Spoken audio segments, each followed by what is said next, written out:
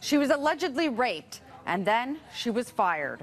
Tonight, we bring you the shocking story of Lindsay Carter, who accused a coworker of raping her at a house party. She went to the police and her workplace, TD Bank. Police laid charges, and the bank transferred the accused off-site. But within 6 weeks, Carter was fired with no official reason given. Now, it's not City News policy to identify sex assault complainants, but Carter asked that her identity not be hidden. I thought that they believed me, and I thought that I was safe.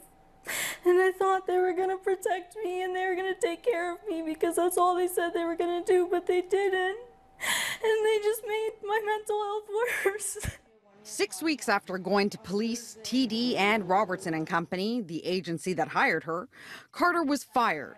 And she believes it's because of her mental health and absences from work as she struggled with the trauma. I just have days where I'm just so scared and so fearful of the unknown, of not knowing what's going to happen tomorrow. Carter claims she was rebuffed when she tried to show her bosses doctor's notes. I offered them a letter.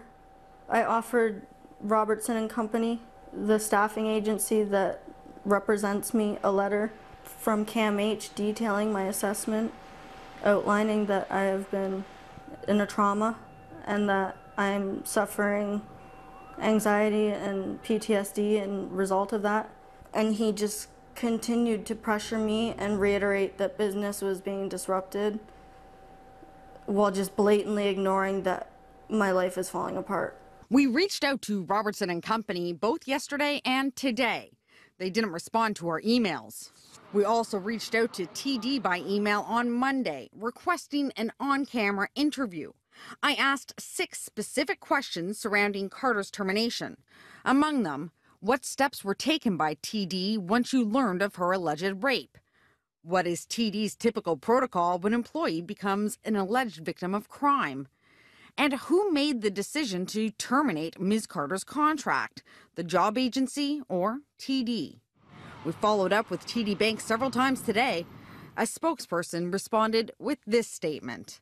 This is a very serious charge and we are cooperating with authorities. As a matter of policy and to respect the privacy of the parties involved, I cannot provide any information about this case.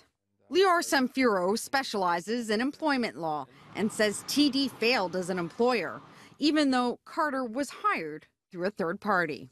TD was under a very strict legal duty to provide accommodation, whether that is to allow her to take time off work, whether that is to ensure that she gets the help that she needs, and certainly they cannot penalize her for trying to do that. The fact of the matter is she worked at TD under their control and supervision. They have responsibilities for her like any employer, and they cannot dispose of those obligations by creative hiring.